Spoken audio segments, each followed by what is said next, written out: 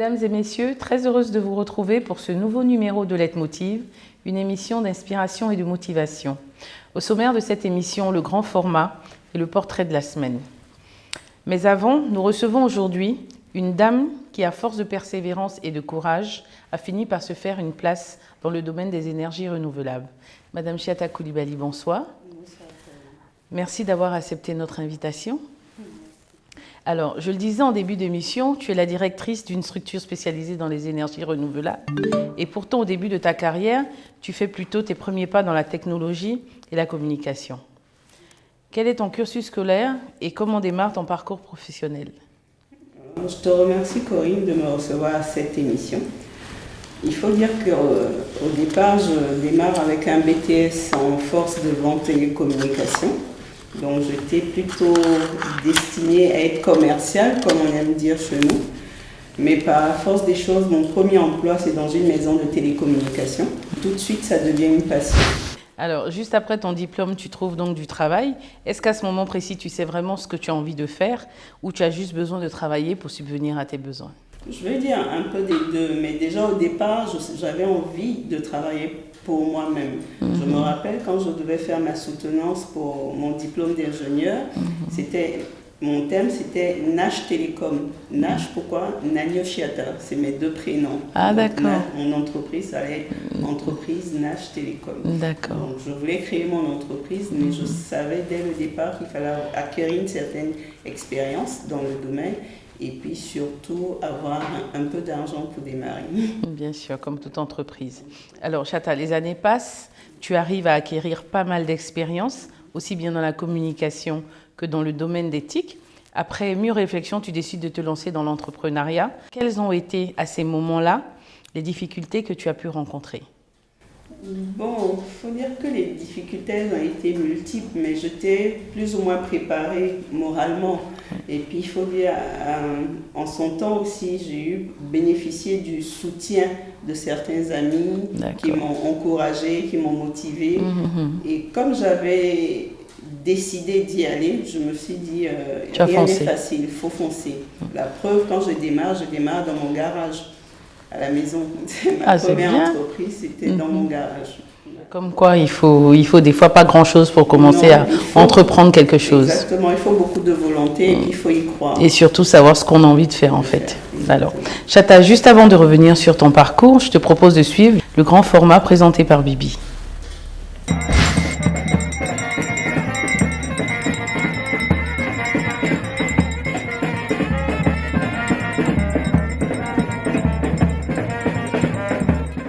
Corinne, salut à tous les téléspectateurs de Leitmotiv. Aujourd'hui, nous sommes à Yopougon, plus précisément à la place Figayo, où se tient une journée de solidarité et de cohésion sociale organisée par le groupe Rafa. Alors, vous saurez de quoi il s'agit? Suivez-moi tout à l'heure.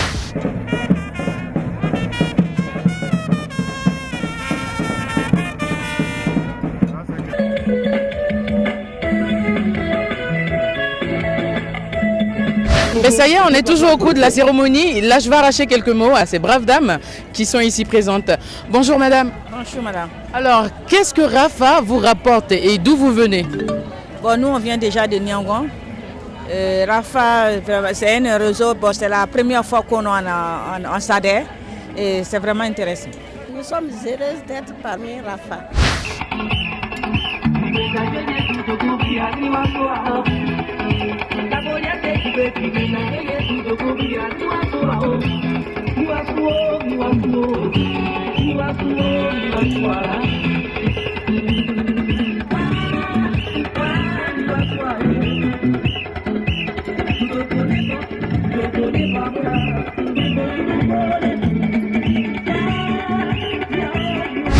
Créé depuis 2012, le réseau des associations des femmes actives d'Afrique est un réseau de femmes dynamiques, déterminées et victorieuses qui regorge en ce jour 285 associations et 205 000 membres et 15 coordinatrices à travers le pays. Le réseau intervient dans divers domaines d'activité, à savoir lutter pour l'autonomisation économique et financière de ses membres, organiser et inculquer un nouvel esprit pouvant permettre à la femme de se prendre en charge, de découvrir en elle le potentiel qui la caractérise, partager et soutenir ses membres les plus vulnérables. La solidarité est l'essence même de toute existence. Car être solidaire d'autrui, c'est prôner l'amour, source de paix. Chers invités, je vous remercie de votre présence. Témoignage de votre soutien à ces braves femmes.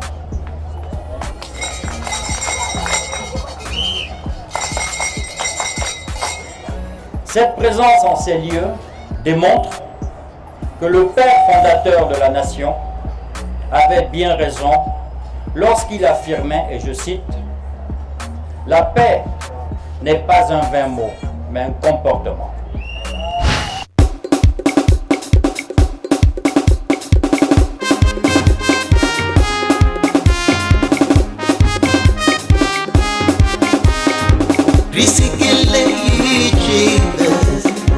Vous pouvez constater, on a des dames, on a des jeunes dames à qui nous allons arracher quelques mots. Bonjour madame. Bonjour madame. Alors qu'est-ce que Rafa vous apporte et vous venez d'où? Moi c'est madame Bayeto Augustine. Je fais partie de l'association des femmes du groupe Bocuse pour Christ. Le Rafa nous apporte le soutien. Le Rafa nous apporte la joie d'abord de nous rassembler parce que dans le Rafa, c'est toutes les femmes qui se retrouvent, tous les groupes ethniques. Mais ça y est, nous sommes avec l'organisatrice du Rafa et à qui nous allons arracher pas mal de mots. Le Rafa, qu'est-ce que c'est? Qu'est-ce que ça doit apporter? Le Rafa,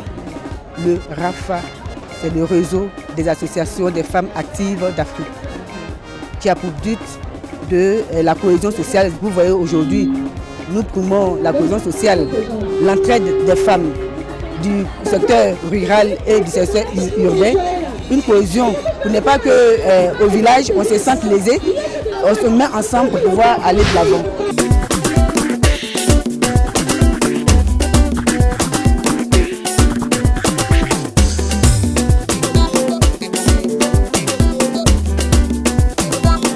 À titre personnel, mais également au nom de la société que je représente, nous avons immédiatement souscrit à l'engouement qui nous a été présenté pour soutenir le Rafa et Madame Koné et tous les membres, toutes les femmes actives que vous êtes en Afrique.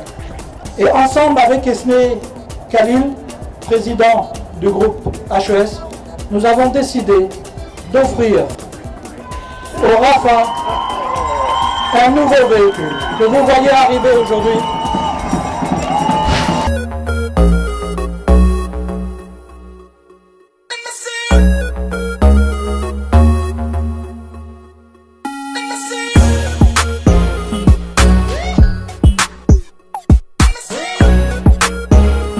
Alors, cette cérémonie organisée par le Rafa prend fin.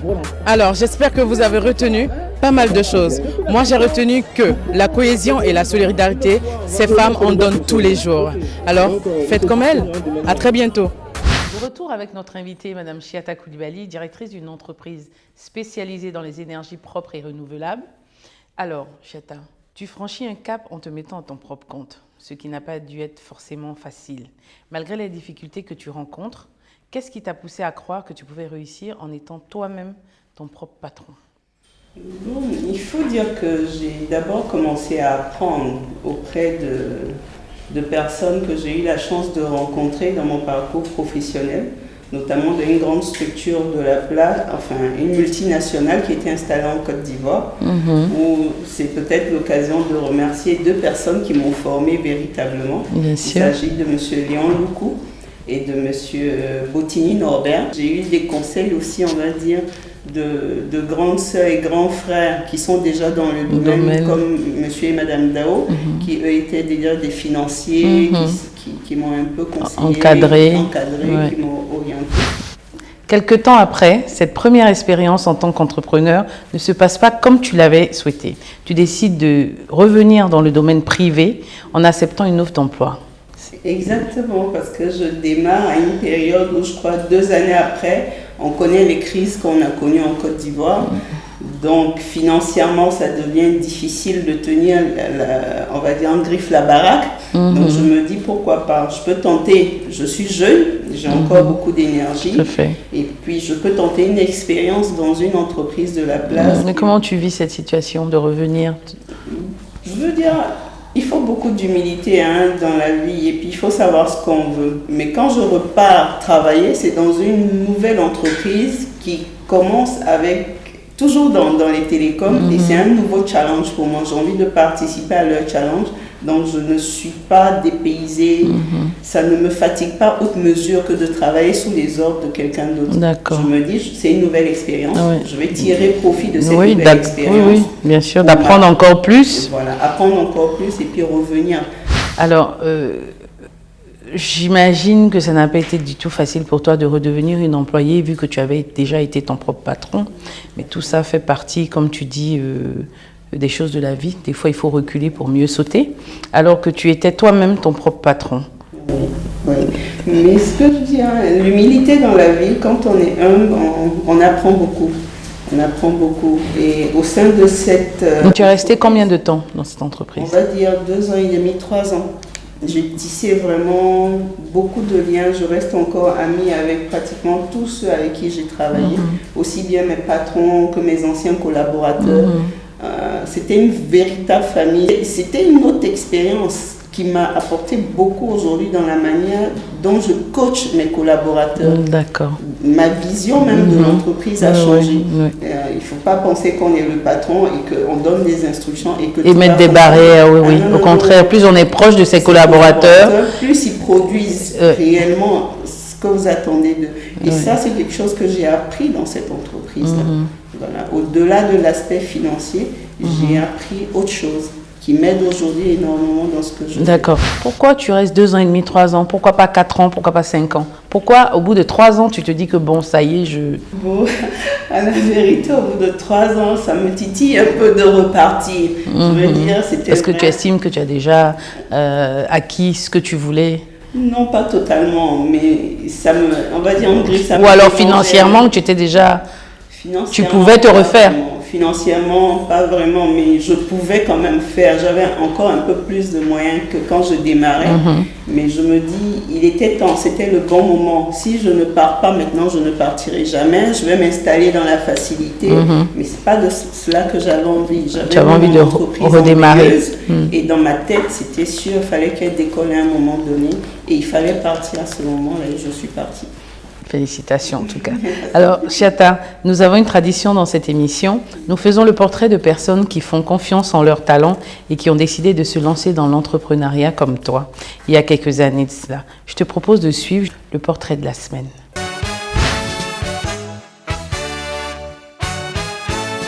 Amis sportifs, bonjour.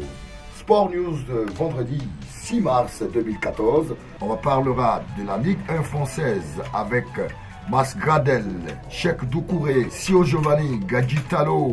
Bonsoir, je suis Serge Dakouri, journaliste sportif sur Ivoire FM, consultant sportif télé.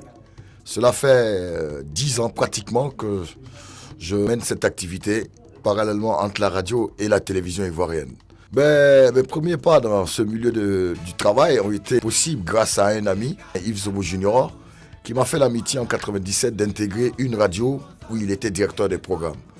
Et c'est ainsi que, avec Nasser El Fadel, nous avons en complicité commenté des matchs depuis le stade Félix Houphouët-Boigny. Cette passion pour le football vient de certains reporters sportifs de l'époque qui m'ont bercé depuis l'enfance, notamment Boubacar Kanté qui était sur Radio Côte d'Ivoire, sans oublier la plupart des commentateurs européens qui pour moi sont des références, tels Jean-Michel Larquet, Thierry Roland, et aussi des consultants comme le célèbre entraîneur français Giroud. C'est vraiment de manière insolite que j'arrive à la télévision. Je buvais un café avec paix à son âme, monsieur le maire, Ibrahima Traoré, et Fernand qui arrive et dit « Ah, monsieur le maire, j'ai un consultant pour le match Real Madrid-Werder de Brême, mais malheureusement, il me fait faux bon, il me faut quelqu'un tout de suite pour le remplacer au pif. » Et monsieur le maire, paix à son âme, qui dit « Mais Dakouri peut le faire, peut-être même mieux que celui que tu as programmé. » Et Fernand me pose la question de savoir est-ce que j'ai déjà fait une émission. Je dis non. Mais il me demande est-ce que je suis documenté sur ce sujet, Real Madrid-Verder. Je dis oui, il n'y a aucun problème. Il dit bon, il est 16h30. À 17h45, il faut être sur le plateau de la RT.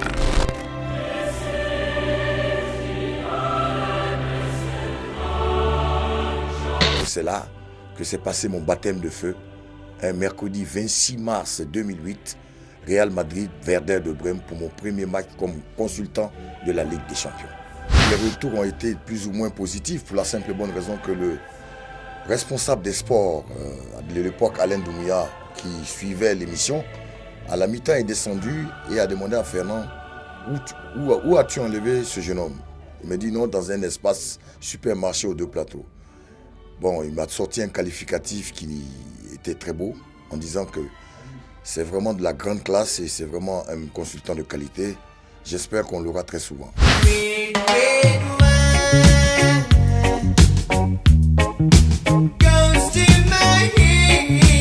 Je pense que quand vous exercez une passion qui devient un métier, vous êtes encore plus à l'aise. Ajoutez à cela le relationnel qu'on en tire. Oui, aujourd'hui, grâce à la télévision et grâce aux médias, j'accède très facilement dans des bureaux, j'accède très facilement vers le cercle fermé de certains hommes d'affaires et j'ai aussi beaucoup de sollicitations de part et d'autre. Sans oublier que ce métier de journaliste sportif m'a amené à un moment donné à être dirigeant d'un club de la Côte d'Ivoire qui est l'Africa Sport de 2009 à 2011. Je ne suis pas journaliste de métier, je suis un autodidacte dans ce domaine. Mais ma passion m'amène à me documenter énormément. Je pense que quand on m'invite par exemple pour un match de football, on me prévient peut-être 48 heures avant, je fais des recherches importantes. Déjà la recherche est quotidienne. En radio, je dirais, j'ai commenté 2 matchs mémorables qui resteront pour moi très importants. La finale remportée par la SEC au stade Fauboigny, ASEC Dynamo Power, la première finale remportée par la SEC, avec Oscar Fouillonné comme entraîneur, sans oublier de parler aussi de cette super coupe d'Afrique février de 99 où ces diablotins ont été découverts à la face du monde, je parle des académiciens. Donc pour les jeunes qui veulent embrasser cette carrière, il faut d'abord être passionné de ce métier, il faut lire beaucoup, ne pas hésiter à voir d'autres chaînes étrangères où des journalistes interviennent et montrent un peu le côté novateur de ce métier, car ce métier évolue rapidement et il y a plusieurs facettes. On y va. Pour ceux qui viennent de nous prendre en marche, je rappelle que nous consacrons aujourd'hui notre émission à une dame qui a plusieurs expériences dans le privé, s'est mise à son propre compte dans un domaine dit pour hommes. À ce sujet, aujourd'hui, tu es à la tête d'une société qui conseille, fournit et installe des équipements en énergie solaire. Raconte-nous comment te vient l'idée de te lancer dans ce domaine. Il faut dire qu'à la base, comme je disais précédemment, j'étais un peu bricoleuse, mais je démarre aussi ma carrière dans une multinationale qui est installée en Côte d'Ivoire et qui fait de l'énergie, notamment du solaire, télécom, informatique. Et très vite, ça devient une passion pour moi. Mais je rencontre aussi un homme formidable, M. Bottini, dont c'est la passion. Et quand je lui en parle, qui m'encourage à y aller. Et comme depuis les départs, j'étais persuadée que j'allais monter mon entreprise qui s'appellerait Nash Télécom.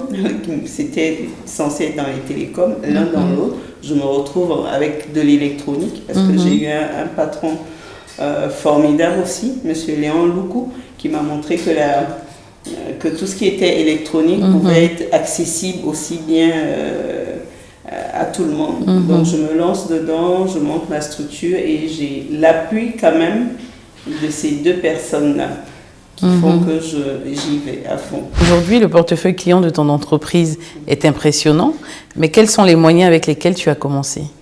On va dire pas grand-chose, hein. Les moyens propres. J'ai même puisé dans la cagnotte, on va dire, du foyer, parce que mes premiers bureaux, c'était à la maison, c'était notre garage qui avait été transformé en bureau, et puis après une partie du salon, et puis petit à petit, on a dû prendre des bureaux un peu plus grands, et grâce à la confiance que les gens nous ont fait, on a pu s'installer et démarrer l'activité. Formidable. Finalement, on n'a pas besoin de beaucoup pour pouvoir entreprendre. Pour ceux ou celles qui, comme moi, ne connaissent pas ce que c'est que l'énergie renouvelable, qu'est-ce que tu pourrais nous dire à ce sujet? Bon, j'aime démarrer par dire qu'aujourd'hui, tout ce qui est équipement électrique peut être alimenté par l'énergie solaire, considérant ça comme une alternative à l'énergie traditionnelle qu'on connaît. On a des panneaux qui captent les rayonnements solaires et grâce à quelques équipements derrière, le transforment en électricité pour alimenter ces équipements-là. Que ce soit un ventilateur, un réfrigérateur, une télévision, tout peut être alimenté aujourd'hui par l'énergie solaire. Quels sont peut-être les événements qui t'ont marqué par rapport justement à cette énergie solaire tout au long de ton expérience, je veux dire? Je veux dire, il y a deux expériences qui m'ont surtout marqué. Il y a l'expérience d'une école où on a installé 3 classes, ne serait-ce que 3 classes, CE2, CM1 et CM2. On a constaté que le taux de fréquentation de l'école avait augmenté. On a constaté que le taux de réussite au CEP a augmenté. Il y a le cas de la maternité aussi, où juste avec un chauffe-eau solaire, le taux de mortalité infantile a baissé, parce que et les femmes en couche même a baissé, parce qu'avec l'eau chaude, on arrivait à tenir les bébés au chaud et tout ça, effectivement. Donc, il y a beaucoup d'applications aujourd'hui au niveau du solaire dans le milieu rural que dans le milieu solaire. Je pense notamment aux pompes solaires, parce que tu n'es pas sans ignorer que dans nos villages aujourd'hui, toutes les pompes pratiquement sont des pompes à motricité humaine, où c'est les femmes qui vont chercher l'eau. Et pourtant, donc, ça demande quand même une force. Ça demande une force. Ouais. Elle doit pomper, elle a le bébé au dos, elle doit pomper, elle est enceinte, elle doit le faire. Et après le mettre sur sa tête et repartir à la case. Avec une pompe solaire, ça facilite beaucoup de choses. Ça facilite beaucoup de choses. Elle peut avoir de l'eau au robinet, tout simplement. Tout à l'heure, on parlait de l'école. J'ai pris l'exemple du taux de fréquentation qui a augmenté, du taux de réussite au CEP qui a augmenté, mais grâce à des petits produits, ne serait-ce que ceux-là, qui permettent aux élèves d'étudier, au lieu d'avoir une longue tempête. Tout à fait. Où il faut chercher le pétrole. Avec le risque de respirer du gaz. Ou de se brûler. Ou de se brûler avec une bougie. J'aime dire bougie solaire, mais juste parce que ça se ressemble. Mais bon, au moins, elle ne chauffe pas et puis il n'y a pas de risque de se brûler ou d'incendie. Tout à fait. Donc, il y a beaucoup d'applications aujourd'hui avec le solaire. Et je dis en Afrique, notamment en Côte d'Ivoire, il faut qu'on puisse y aller. C'est une énergie, c'est une alternative à l'énergie traditionnelle. Pourquoi pas? Mais c'est bien, en tout cas, félicitations d'avoir choisi ce domaine parce que je te sens très épanouie et j'espère que, de toute façon, tu as encore un très long chemin à entreprendre. Alors, Chata, nous sommes presque à la fin de notre émission. Quelles sont tes perspectives d'avenir et quels conseils tu pourrais donner à toutes ces personnes, notamment ces femmes, ces filles qui nous regardent? Bon, on a de très belles perspectives parce que je pense qu'en Côte d'Ivoire, l'État commence à encourager, à favoriser en tout cas ce secteur-là. Donc il y a de belles perspectives pour les énergies renouvelables en Côte d'Ivoire. Il n'y a pas que le solaire parce qu'il y a l'éolien et la biomasse aussi quand on parle d'énergie renouvelable. Mais pour toutes les jeunes filles qui nous regardent aujourd'hui, j'ai envie de dire, on n'est plus à l'époque de « sois belle et trouve-toi un mari ». C'est plutôt de dire, on peut être femme et tout faire. On peut être femme et tout faire. Il faut le vouloir, il faut se mettre à la tâche. Tant qu'on a eu la chance d'aller ou de ne pas aller à l'école, même en étant femme, on peut faire quelque chose. Il faut juste le vouloir et puis rien n'est facile. On n'acquiert rien facilement. Il faut se mettre à la tâche. C'est clair. Alors, merci Chata de nous avoir reçus pour ce numéro de Leitmotiv. Nous te souhaitons beaucoup de courage et que le meilleur reste à venir. Alors, mesdames et messieurs, quant à nous, c'est ici que prend fin ce numéro de Leitmotiv. Je rappelle que vous pouvez avoir des stages en entreprise. Il vous suffit juste de nous envoyer à l'adresse mail qui s'affiche au bas de l'écran votre CV avec toutes les informations nécessaires. Je vous donne rendez-vous pour un nouveau numéro de Leitmotiv. Et d'ici là, n'oubliez pas de nous suivre sur les réseaux sociaux. Que Dieu nous garde.